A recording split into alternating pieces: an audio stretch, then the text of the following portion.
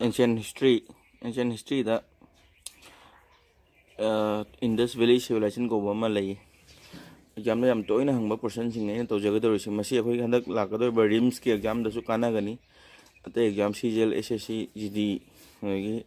MTS ate loin kana gani ko ni exam da dum toina hangba person khra ni ni jeri se number 1 da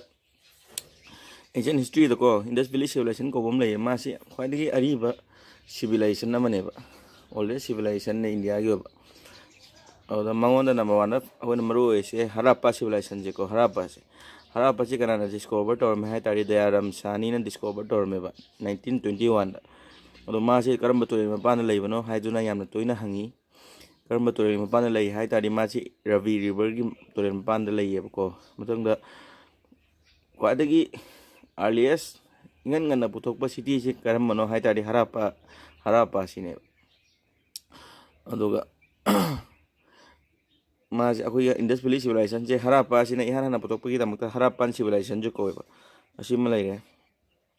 दम मुना ताबियो ज्ञान तारकनी history आसे हम लाइबने खंगद्रदि लुबने अदो दम आइना सिदा इजरिबा बेसिक सिंग खंगदि अमुक पानिया कने कई कई नो दम थिगतपियो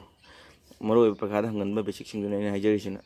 नि सुबदा मोहेंजो दारो को बम लैयबा मोहेंजो दारो तो कई हंगबे कई मरो हाइतारदि ग्रेट बाथ से कायदा फंगी हाइना हंगकने बा प्रखाद ग्रेट बाथ से करम फम द फंगी करम साइड द फंगी हाइदि मोहेंजो दारो द फंगे अदुगा मोहेंजो दारो से करम डिस्कवर तौना 1922 हड़प्पा डिस्कवर तौर मतुंग सही में मतुंग 1922 दा तौवे बा डिस्कवर को अदुगा मासे कनाना पुथोकपनो हाइतारी आरडी बेनर्जी ना पुथोय रखलदास बेनर्जी हाइने आरडी बेनर्जी अदो मोन दांचिंग गर्ल से कायदा फंगमनो हंगतारदी कायदा फंगे हाबा मोहेंजो दारो दा अदुगा मोहेंजो दारो से Oasis of sin हाइसु खंगनेयबा Mohenjo Daro से कायना सु खंगनेयबा ओसिस ऑफ सिन अदुगा माजे माउंट ऑफ डेथ हाइसु खंगने आइना इरमबसि थबा म यावरे मोहेंजो दारो से करियासु खंगनेयबा माउंट ऑफ डेथ इरके काय खंगने तन मासे माउंट ऑफ डेथ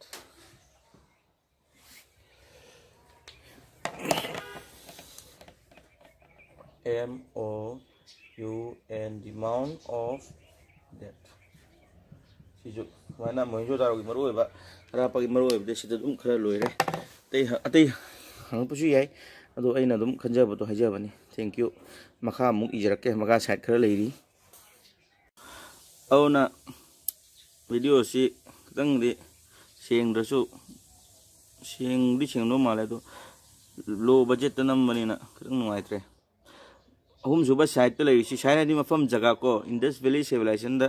फंगबा साइड से अहुम सुबा लेरिसि रोपर दा मरोइना हंगिसि कइनो हता माजी करम तुरेंगी मपान फंगी है अदि सुडलेस तुरेल की मपान फंगे मासे मथंग दा हंगिसि कदोबा मंदा है साइड से करम तुरें पांग दा फंगी है तारि सेनाब रिवर से मंदा है निसिंगो को काउदना बा से मंदा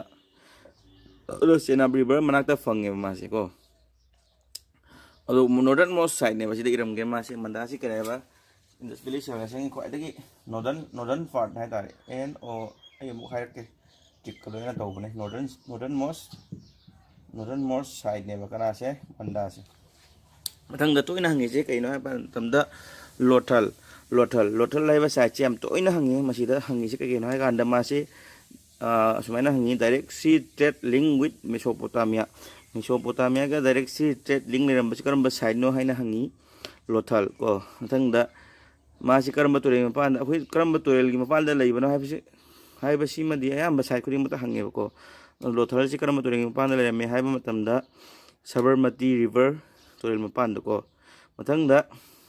मासे अखोई कोपल बुरेल फुमदको सि करम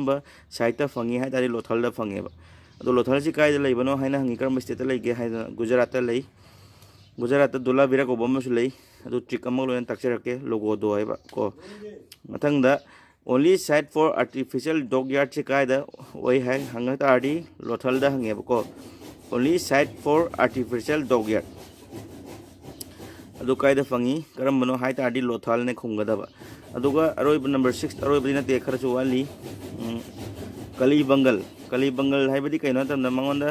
करम साइड फंगी हाइ सॉरी कलीबंगल से करम साइड से करम स्टेट फंगी हाइ ना हंग बतारगदी राजस्थान फंगे कलीबंगल से कायदा फंगे स्टेट करम Rajasthan अदुगा सुमाइना yum saba matamda mud brick che kum sinaramba side to karamano hangadi madu kaino lothal sorry kali bangal ne ko kali bangal kamana singane ta ka lebno kamana singane ta kali ras haina ning sangoba kali hedi kali bangal ras habdi Rajasthan dangda blogging area se ihana na karai wada fangam me hai ta kali bangal da fangam me ba sidai ni iri bising se to ina hangba maru ina hanjan hangba singune ko to ina khangda ba ya must know hai tari sam sam ko matangda family family hai sinat famous for pottery di chapu sab da kwai fau ba side to karam hai ta kali bangal ne bara sana le se makha muk semjarake ai kai ha ta video si dang sang na bu sungai jadre aduga whiteboard ke ka si sungai ta ba mating semjarake tam thank you hello mayam matam gara chin mana video that pa ngam jaru tre ngarang hande ado nan togi bodo Indus Valley Civilization sai tu ke makha ni athang da khwai di maru ba khar lak lae sabun chanhu daro ko chanhu dara ji di mai di toina hangan ba si ke no tam da Indus side sing da citadel yaw da ba ma lei karam non hangali do kai hai do koina chanhu daro yar ko tanda mathang da daimam ba si kai no tam da daimam ba si ju maru oi daimam ba si kai maru da ma si khwai di makha thang ba southern north side ni Indus Valley Civilization khwai makha thang ba kari southern north side ko sida soini ire aduga mathang da maon da hang ba yari si chariot of Harappan time Harappan matam da sagol gi lanmi si road si kadai da fangi hai tardi Daimabad ta fangi ko kai da fangi ba Daimabad da mathang da Dolavira si ju amaro ma yam toina hangi on hang ba yari si kai kana ta di any trick chu iri hore ningsina ba harake harvest Harappan matam da water harvesting site che kadai da fangi hena hangba yai ado kama ningsing bi wa do hai ge na mathak di se na ko di se wa do hai ge ko wa do hai ge se wa na water do na Dolavira ko sida wa do hai ge ningsing bi Dolavira si kai le tam da Gujarat lei nan Gujarat lei ba mu su yaw gamni lothal yamaro bam yaw lothal ado ina nan tik hai ge na haja do ji haja ke kama ningsing bi lo go logo do pam ten sing me ma ko kai sing me ba logo do I pam kai na ko lo na lothal go na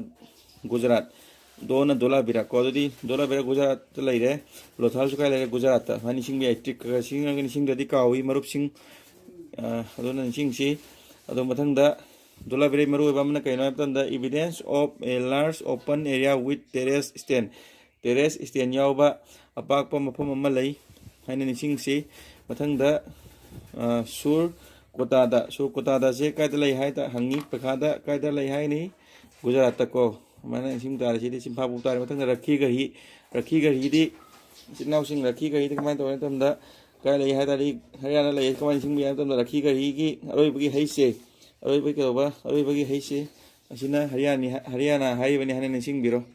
sing makha mu ijarake rakhi ga hi na Haryana da lei side jik maru ba macha ani hum tangai re siloraga ai tricks aina faba tricks kara thaga charak laga jik Indus Valley Civilization lusilasi asina loimak na loya mate maru ba duni koina haijari ba singche thamjarage mathang da asina roi ba video oijarage au aina pajaba tricks ki video ma to ana last revision na hapcharak laga asina Indus Valley Civilization maru sing loina ya mana loi hai tar cover tawre sai ching dele mo basi satu gai ko ba ma yawi hai ba sai chi India da leitre ma Afghanistan da leire aduga Sanauli sina kai le Uttar Pradesh lei ma se Harappan cultural side ne ma su side amani aduga roi bai Burja home ji khara maru oi Burja home ji kai da lei bano hai tar di Jammu Kashmir da lei ma se kai gi namakta fawi adi khangnai hai tar di evidence of pit dwelling hai di kom to ba gumba ko Jammu Kashmir da akoi lo na bagam to kom to wi kai ni singa su yare kai da lei ba Burja home che Jammu Kashmir da aduga mangonda burial of 5 wild dogs and antlers horn lam da leba sa manga sing phumba aduga antlers horn ji kai da fangi han hangal leba ko burial of 5 wild dog lam da leba hui hai tare odi the antler ki horn machi yo basi kai da phummi haina kai da fangi haina hangal le Burja home da ko Burja home di burial ni sing biro tang the manufacture of Harappan sil som da mu ying biro kaya ba siya manufacture of ay video kita nung atre phone je manufacture of Harappan sil manufacture of Harappan sil hay Harappan sil ay kay na sabon na Harappan ako na excavation tawri siya Harappa da site excavation tawri siya sil ko bom di fang mane ko ado sil siya kay na sabon hay na hangap po di terracotta na saya ko kay na saya ba sil siya terracotta na ado ga video kita nung atre kunon pa jar sila re ado kay manufacture of Harappan sil se kay na saya ba hay hang tari terracotta na saya hay gani ba aduga domestic animals absent in terracotta ada yaw da ba domestic animal ama hayo na pakada hangi kay hay na koina cow hay budi san tang Indus Valley Civilization na worship to romasi kay ko hay matam da nupi da na isor lairembi da na mother goddess aduga lairemba nupa da na pasupati ko ba pasupati gantar ba aduga first metal used by men mi ni hanan sinema metal si kay ko matam da copper ko copper ne ba sigi da yauri sigi portion si ta aduga Indus Valley Civilization je urban civilization je matam da rural ni kay na khanbi gano Indus Valley Civilization je kay na ba urban civilization asibu namjarage aduga kay aroiba revision oina trick khara mu thaga charage asi marak sida kano si loire akhoi Indus Valley Civilization gi maro question khara leire loire SSC gi adagi ato exam rims ki akhoi jik tha do mathang lak to ba GD gi SSC GD CGL adagi 10+2 MTS asi yam thina kanar ni haijage kare losinjarage sina aina sina ba ayum lai pa kana sina ba trick khara ni dum matai su khara dilai dum ayum tam thaga charake ai dum si ma bo wa ta dum trick sina ne da khara toina hangan ba singche do yong yeng bisi yeng biu Indus Valley Civilization Revision ne rig tricks ida maroina kai da lai bano hange ba mafam singche south kai lai east the west the north kai lai na hange ba ko ona MADS maths ka sana lisi NEWS news ke sana han biro ko manda hai ne ba am sina kadai lai ba ma si ko north Indus Valley Civilization gi kai da lai ba north da Alamgirpur sina kai da lai ba east da lai ba im pa to ko tana di se daima ba hai ba sai daima ba ma yaw gi to ma sina south thang ba side lai ba ko adoga west thang ba side western side kai lai ba sutka jindra ko ba ona aina crossing jari se d ga s ka ws ka crossing se d ga s ko thong no hai ne ba ws ka ko thong na ga da ba hai ba di west na s sutka jindra lai ga da ba d ma pa da na south na da ma ba lai ga da suai na ko number 2 da sai na hai ba logo do hai se logo do surgini hai di Gujarat logo do se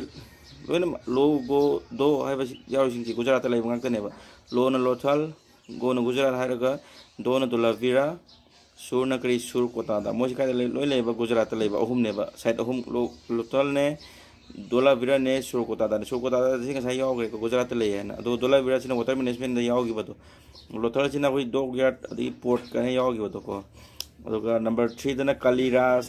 kaliraja na port tu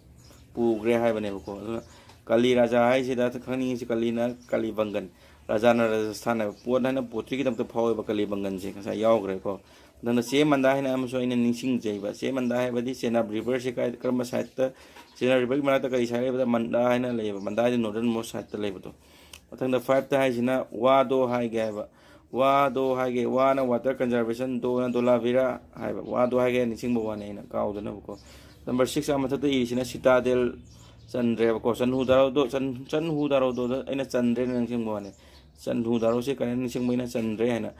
citadel do chandre ba sanhu daro do citadel chandre aduna sanhu daro se kai dam ta phaw ba citadel yaw do bagi without citadel the site without citadel kamani sing ba sanhu daro da citadel chandre swaina adum question amani to ju khumang amni ya da exam da se ma ani ni question nam da ma ani ga phang ba sai adu di pa na kap khradam ma ani ga hen ma da ma ani wat pa le ho ba ma wat pa le ho ba adi 0.5 wat pa le ho ba 0.25 wat pa le ho ba am yaw ri na duna ai thaga chabo wane so ki yaw sma pi ga ni ko thank you sa solution jar ai adum mathang thaga chara polity su de geography su history mathang loi thaga chara tik ka dum semja ba do sum thaga chara